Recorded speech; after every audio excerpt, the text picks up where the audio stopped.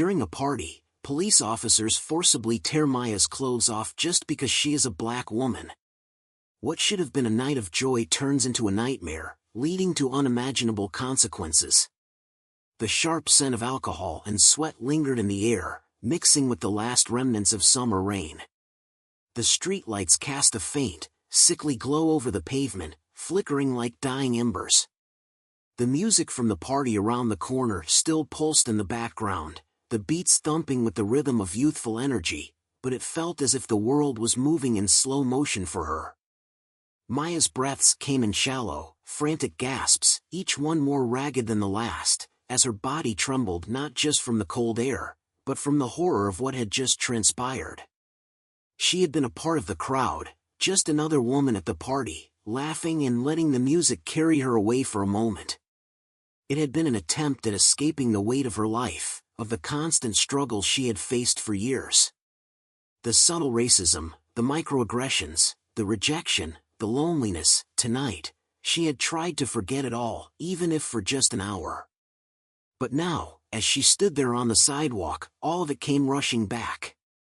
The sensation of hands grabbing her, dragging her through the crowd, was so vivid in her mind that it felt as though she could still feel their grip on her wrists, still hear the rough voices of the officers barking at her to stay still, to calm down. But how could she? In that moment, it felt as if her body was being torn apart. Their hands were not there to help her, they were there to dominate her, to strip her of her dignity.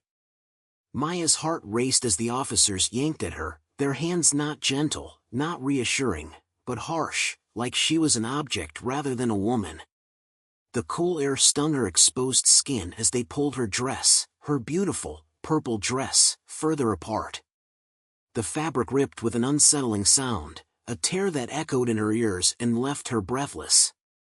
She barely had time to process what was happening before the garment was destroyed, leaving her exposed, humiliated in front of everyone. The pain was not just physical. It was the humiliation, the knowledge that no one was stepping in to stop this. No one was rushing to her aid. The crowd that had once been her sanctuary, a sea of familiar faces she had shared joy and laughter with, now seemed distant, detached. Maya could feel their eyes on her, but no one said a word. No one reached out. It was as if she were invisible, just another casualty in the war that society had declared on people like her. They had already decided her worth, and to them, it wasn't much. The officers didn't ask for permission. They didn't ask if she was okay. They didn't care to know the truth, they had already made up their minds about her, just as they had about so many others who had come before her. Maya had done nothing wrong. She was simply at the wrong place at the wrong time. But they hadn't cared. The night air was thick, oppressive, as if the world itself was holding its breath. She could hear the distant sound of someone shouting, but it didn't matter. Her mind was clouded with anger, confusion, and a deep sense of loss. Why? Why her? Why now? Why this violence, this treatment? What had she done to deserve this? As the officers roughly pinned her against the wall, she felt the weight of their judgment pressing down on her. They didn't see her. They didn't see Maya, the woman who had fought so hard for respect, for dignity, for recognition in a world that had always looked down on her. They saw only the color of her skin. They saw only what they wanted to see, a problem to be solved, a person to be subjugated. The tears that began to fall were not just from the physical pain.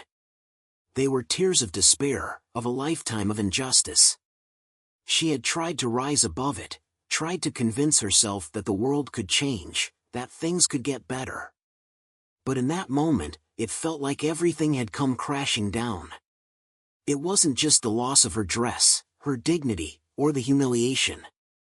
It was the realization that the world she had fought for wasn't a world that cared for her. The coldness of the night seemed to seep into her bones, but it wasn't the temperature that made her feel numb.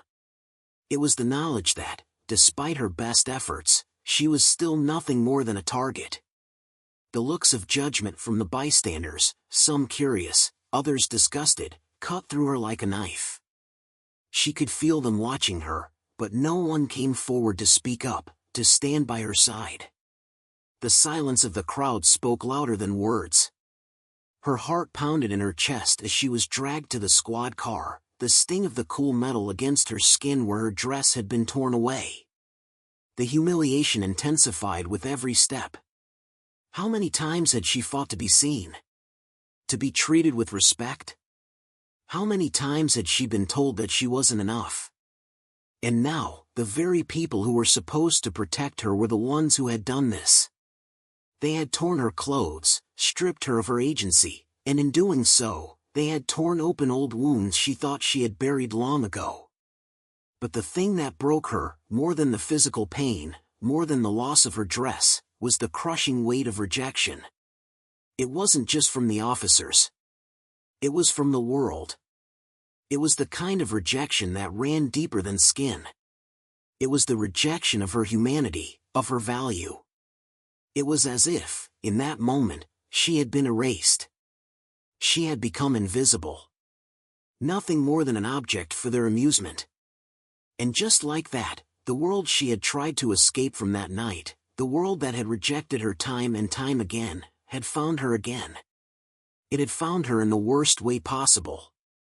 Maya stood there on the sidewalk, her dress in tatters, her body shaking, but somehow, deep down, there was something else. A spark. A small, fragile flicker of something more. The fire of indignation, the rage that hadn't burned out yet. It wasn't over.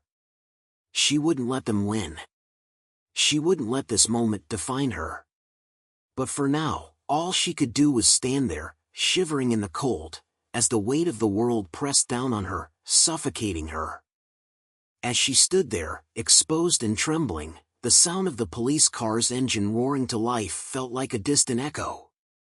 The cold air that cut through her torn dress bit into her skin, but it was nothing compared to the raw emptiness inside her chest. Her legs wobbled beneath her, struggling to hold the weight of everything that had happened. Each breath she took felt heavier than the last, like it could be her last. In the moments before the officers dragged her away, Maya had fought to keep herself together. But now, alone on the empty street, she felt the deep wounds left behind by their actions, both physical and emotional. The harshness of their grip, the sound of her dress tearing, the way they dismissed her presence, it all swirled in her mind, playing on a loop.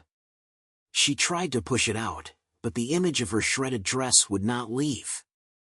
The color had been vibrant, bold, purple, a color she had chosen to make herself feel beautiful, to show the world she was worth looking at. She had felt confident for the first time in a long while. But that confidence had been ripped away, piece by piece, by hands that saw her as nothing more than an object. The officers had not even looked her in the eyes. Their words had been commands, not questions. They didn't ask who she was or why she was there. They had assumed. They had assumed because of the color of her skin. In that instant, she wasn't a woman. She was a target. She was just another statistic in a world that had already decided what her worth was. But it wasn't just the officers who had betrayed her that night. It was the people around her too. The onlookers, the friends she had once trusted, those who had once shared her laughter, had stood by silently. Not a single person stepped forward to intervene. Not one soul had asked what was happening or raised their voice in her defense. They watched her humiliation unfold, and when it was over, they turned away. The silence was deafening. The rejection felt like a physical force, pressing down on her. It was heavy, suffocating, the weight of every judgment, every harsh word, every slight she had ever experienced. She had faced it all her life, but never had it been so brutal, so raw, so unrelenting. All the rejection, the cruelty she had endured from family, friends, and strangers, it felt as if it had all been leading to this moment. Maya's mind flashed back to earlier years, to a childhood where she learned early that she wasn't the same as the other children. She was different. Her skin was darker. Her features were too bold. She remembered the harsh whispers behind her back, the taunts, the laughter that had followed her wherever she went. She had learned to keep her head down, to be small, to avoid confrontation. But that had never worked. No matter how quiet she became, the world had always found ways to remind her of her difference. And then there was the heartbreak, the romantic betrayals. Maya had loved with all her heart, given her trust to men who promised her affection, only to watch them turn away when things got hard. Her body had been used, not cherished. Her spirit had been bruised, but she had fought to stay strong. She had convinced herself that the right person would come along, that love would heal the wounds others had caused. But that hadn't happened, not yet. And now, in this moment, she wondered if it ever would. The streets seemed endless as she wandered aimlessly, the pain still gnawing at her. Every step felt like a reminder that nothing in her life had been fair. How could she even begin to process what had just happened? She had been violated, not by strangers, but by the very people who were supposed to serve and protect. And where was the justice? Where was the accountability? She couldn't go home, not like this. The thought of facing her family, her mother, who had always told her to be strong, to hold her head up high, to be proud of who she was, felt impossible. Her pride, her confidence, had been shattered. She didn't know how to face anyone, let alone her mother. The world had stolen something from her that night, something intangible, something that had been part of her since birth. It wasn't just her dress. It wasn't just the violence. It was her sense of worth. It was her belief that she was deserving of respect, of kindness, of love. That had been stripped away, and she didn't know if it could ever be restored. Hours passed in a blur as Maya wandered the streets, her tears long dried, replaced by a hollow numbness that filled her chest. The city around her seemed as indifferent as the officers who had hurt her. People passed by without noticing. The world moved on without her. But in that emptiness, in the midst of her grief, something else began to stir. It was quiet at first, a whisper, almost imperceptible. But it was there, beneath the surface of her pain, beneath the anger, beneath the humiliation. It was a glimmer, a flicker of something she thought she had lost forever, her strength. The more she thought about it, the more she realized something she hadn't seen in that moment of chaos. The officers might have taken her dignity, but they could not take away her soul.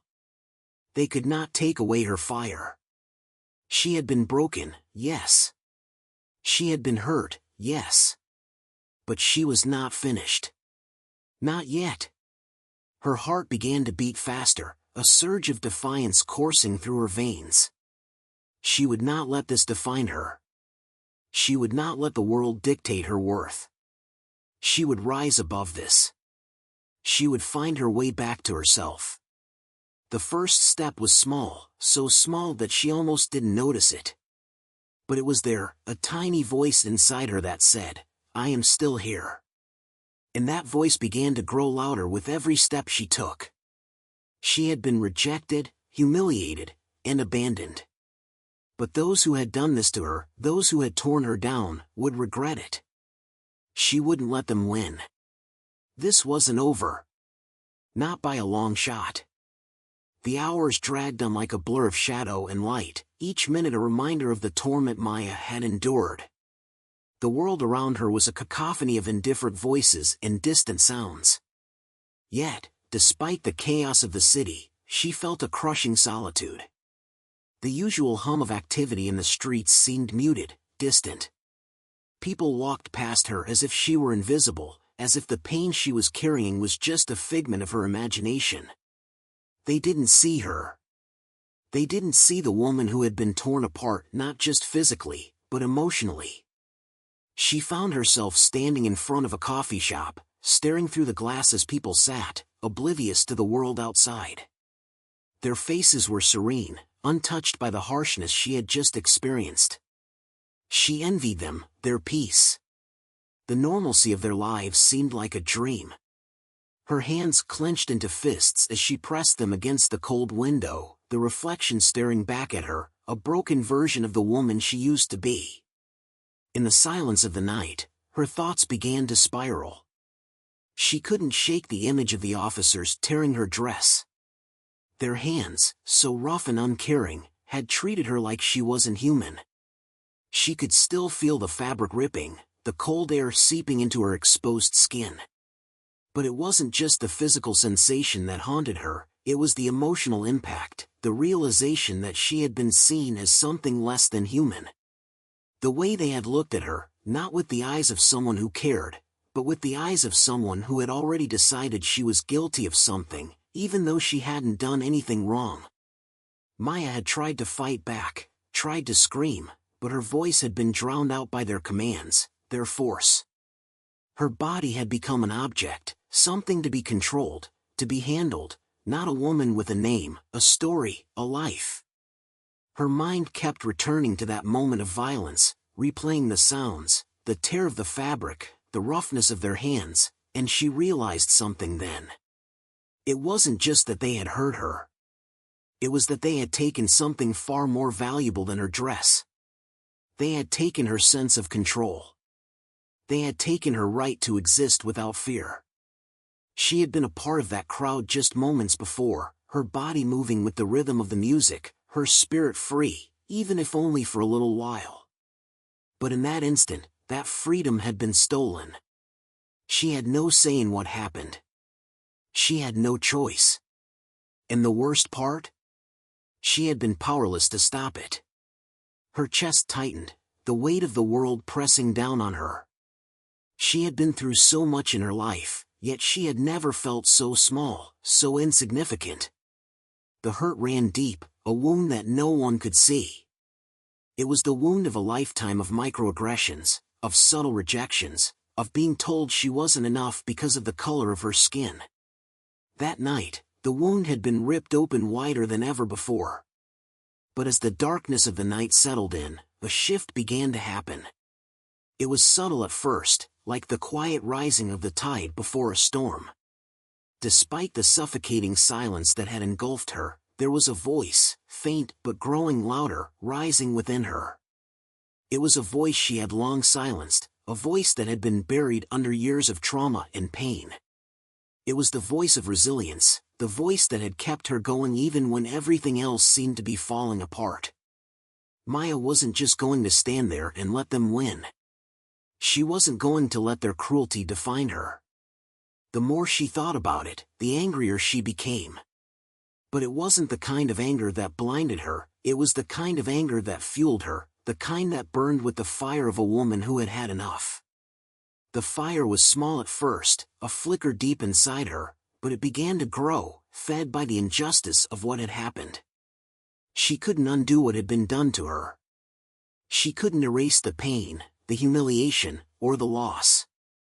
But she could fight. She could take this and turn it into something powerful. She could reclaim what had been taken from her.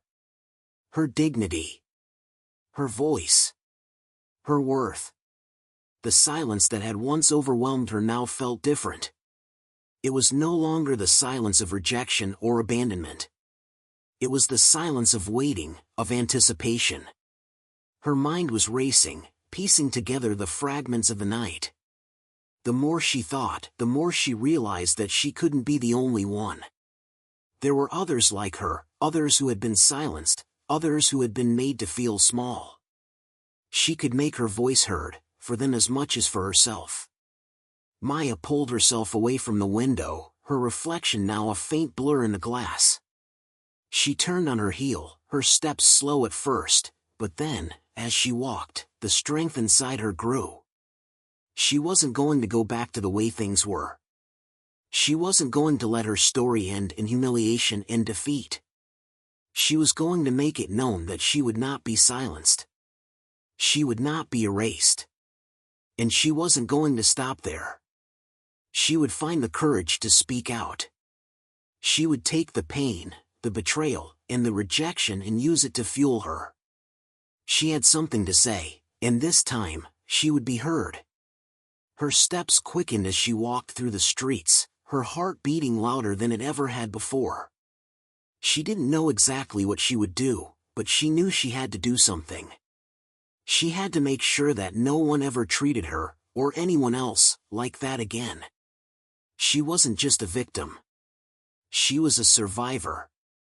And she would fight to make sure her voice rang out, not in fear or silence, but in defiance. The night was still heavy with the weight of what had happened, yet with each step she took, something inside her began to change. Her anger, once a silent, gnawing ache, had transformed into a quiet resolve.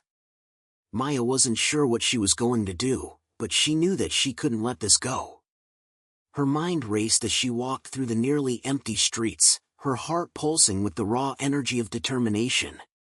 She had to make this right, not just for herself, but for every woman who had ever been made to feel less than, for every person who had been humiliated, crushed beneath the weight of indifference and fear. The air was cool now, a sharp contrast to the heat that had burned through her moments earlier. Her torn dress clung to her skin, a constant reminder of the violence she had endured. She hadn't even realized how much time had passed since she had left the scene, too caught up in her own emotions to take notice of the world around her. But now, as the chill of the night settled in, it felt like a new beginning. Something inside her had shifted. The powerlessness she had once felt was replaced by a spark that refused to be extinguished. But as much as she wanted to take action, as much as she wanted to scream her truth from the rooftops, she knew she couldn't do this alone. She needed allies. She needed people who understood the weight of what she had experienced, people who would stand by her side, who wouldn't turn away in silence. It wasn't just about the officers, though what they had done was unforgivable. It was about the system that allowed it to happen, the silence of the bystanders, the indifference of a world that had long turned a blind eye to the suffering of people like her. She took a deep breath and reached for her phone. It was time to reach out. Her fingers hesitated for a moment as she scrolled through her contacts. Who could she turn to? Who would understand? She thought of her friends, the ones she had partied with earlier that night, the ones who had shared her laughter, her joy. But they were nowhere to be found.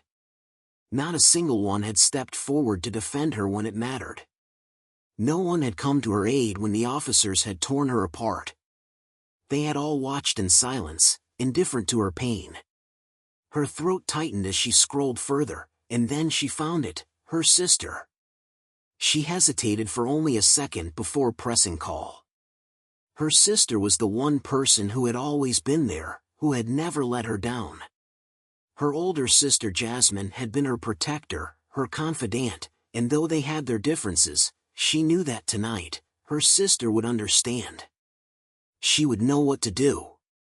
The phone rang twice before Jasmine picked up. "Hello? It's me," she said, her voice shaking but steady.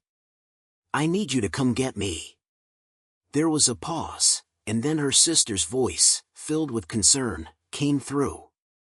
"Where are you? What happened?"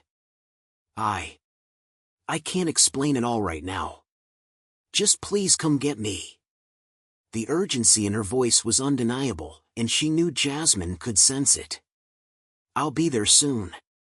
Don't move, okay? Just stay where you are." Maya hung up the phone and stood there for a moment, taking in her surroundings. The streets seemed quiet now, almost eerie in their stillness. She could hear the distant hum of a car approaching, but other than that, everything was too quiet. She couldn't help but feel a deep sense of isolation. The city around her, which had always felt alive and full of possibility, now felt like a strange, alien place. The loneliness was suffocating, and for the first time in a long while, she didn't know where she belonged. As she waited, her thoughts returned to the officers, to the brutality of what had happened. She wondered if they even realized what they had done. The truth was, she would never truly know. They hadn't cared about her humanity. They had seen only the color of her skin, and that had been enough to justify their violence.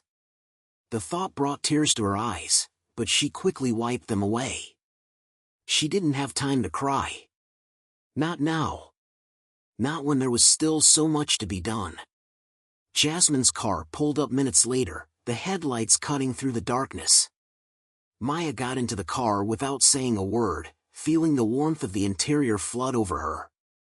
Her sister glanced at her, concern written all over her face. "What happened?" she asked gently. Maya took a shaky breath and finally spoke, her words coming out in a rush. "The police, they ripped my dress off. They just grabbed me and tore it like it was nothing. I didn't do anything wrong. I don't even know why they did it." Jasmine's face hardened as she listened, her hands tightening on the steering wheel. "What? What do you mean they tore your dress off? Why didn't anyone do anything?" "I don't know. No one stopped them. No one even said anything. They just let it happen." Jasmine didn't say anything for a long moment, and then she simply nodded. "We're going to fix this. You don't have to go through this alone."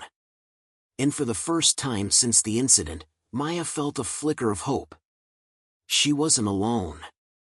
She had her sister, and maybe, just maybe, she could finally take control of her own story. But there was a nagging thought in the back of her mind. What would happen if no one believed her? What if the officers came up with their own version of events? What if they denied everything? She had no proof, no one to back her up. Would anyone care? Would anyone listen? It was the same fear she had always lived with, the fear that her voice would be drowned out, that her pain would be minimized. It was a fear that had followed her entire life. No one would believe a black woman when she said she had been wronged. It was always her word against theirs. Jasmine's voice pulled her from her thoughts. "We're going to make them hear you. You're not going to be silenced. I promise." Maya nodded, swallowing hard. She didn't know how, but somehow, she knew her sister was right. She wasn't going to let this be the end of her story. She was going to make sure that the world knew what happened, that those who had done this to her would not walk away without consequences. But as they drove through the night, a chilling thought occurred to her. What if they had done this to others? What if the officers weren't just rogue individuals? What if this was part of something bigger? Something more insidious? The plot was only beginning to thicken. The days that followed felt like a blur, a continuous rush of adrenaline and uncertainty. Jasmine had been her rock, helping her file the complaints, reaching out to those who could help, trying to make the world hear what had happened. But in the back of her mind, the doubts never stopped whispering. What if no one listened? What if the system, so entrenched in its own corruption, would silence her? What if the officers simply told their story and walked away scot-free, their actions dismissed as misunderstanding or procedure? But as the days wore on, the pressure built. News outlets had caught wind of the story, and the hashtag justice for her began to trend on social media. People all over the city began sharing their own stories of police brutality, of how the system had failed them in ways big and small. It was both comforting and terrifying.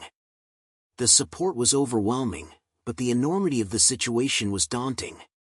Maya had become the face of a movement she hadn't asked for, a voice that millions suddenly needed. It wasn't just about her anymore. It was about the countless others who had faced the same kind of injustice, the same kind of degradation, at the hands of those who were supposed to protect them. It was a weight she hadn't prepared for, but one she was slowly learning to carry. Her sister, ever the strategist, had taken charge. Jasmine was in constant contact with lawyers, journalists, and community organizers. They had organized protests, and a coalition of activists was beginning to form. But amid the growing pressure, the calls for justice, the media coverage, something else was stirring. A subtle fear, a gnawing unease that began to settle into her bones. What was truly at play here? The police officers who had assaulted Maya weren't just rogue agents, they were part of a larger system, a system that was known for its history of overreach, of protecting its own, no matter the cost. One evening, after another exhausting round of interviews and meetings, Jasmine sat her down. The conversation was serious, far more serious than she'd expected. "I need to show you something," Jasmine said, pulling up a news story on her phone. It was about the officers involved in the incident. At first glance, the article seemed normal, standard coverage of the protest, the public outcry, and the ongoing investigation. But then Jasmine pointed to a particular part of the story. "Did you notice who the officers are?" "They're not just anyone," her sister said, her voice tense. Maya squinted at the screen, confused. The names of the officers weren't familiar, but something about them felt eerily significant. Then it clicked. The officers weren't just street cops. One of them, Officer Daniels, was part of a special unit that had been involved in previous allegations of racial profiling and excessive force. He had been transferred multiple times to different precincts after complaints from several communities. His record was filled with enough incidents to raise serious questions, but no one had ever been able to pin anything substantial on him. The other officer, Officer Johnson, was linked to a family with deep political connections, connections that reached far beyond the local precinct. She had heard rumors about their influence, but this was the first time it had been so clearly laid out in front of her. Her heart sank as she processed the information. "These men, this isn't just an isolated incident," she murmured, more to herself than her sister. "They've been doing this for years. I wasn't their first victim." Jasmine nodded grimly. "It gets worse. A source told me that Daniels and Johnson were part of a special task force that's been involved in covering up incidents like this. They've used their positions to intimidate victims, make them disappear from the records. It's not just about you, Maya. It's about them maintaining their power. They've done this before, and they'll do it again." The room seemed to tilt beneath her. Maya had known, deep down, that there was more to the story. That what had happened to her wasn't just an accident. But hearing it confirmed, seeing the deep rot that ran through the system, was suffocating. The horror she had felt in the initial moments of the assault, being treated as less than human, now made sense. She had been caught in the gears of something far bigger than she had ever imagined. Maya's hands shook as she reached for her phone. She had to make the call. She had to find a way to expose this corruption, to make sure no one else suffered like she had. The weight of it all felt almost too much to bear. But as the news sank in, a new feeling crept in, determination, tempered by a kind of clarity. "I won't let them win," she said, her voice steady now. "If they think they can keep getting away with this, they're wrong. I won't back down. Not now." Her sister smiled, the fierce light in her eyes matching her own. "That's the spirit. We have the truth on our side. And now, it's time to make sure everyone knows it." They began making their plan, connecting with more journalists and activists, gathering the evidence they would need to expose the officers and their network. But the deeper they dug, the more unsettling the discoveries became. It wasn't just one or two officers acting out of line. This was a systematic issue, rooted in a deeply ingrained culture of racial bias and abuse of power. And the more they uncovered, the more dangerous it became. As they worked tirelessly, the anxiety she had felt before was replaced by a cold certainty. She wasn't just fighting for justice for herself anymore. She was fighting for something far bigger, a fight against the corrupt system that had perpetuated this kind of abuse for far too long. But with every step forward, she began to sense that something even more insidious was at play. She had thought the worst was over, but as the investigation deepened, one name kept coming up in connection to the officers, someone who had ties to both the police department and the political elites of the city. Someone who had a vested interest in silencing the truth. Her mind raced. It was her old friend from the party. He was the one who had connected her to those officers. But she didn't know how deep his involvement really went.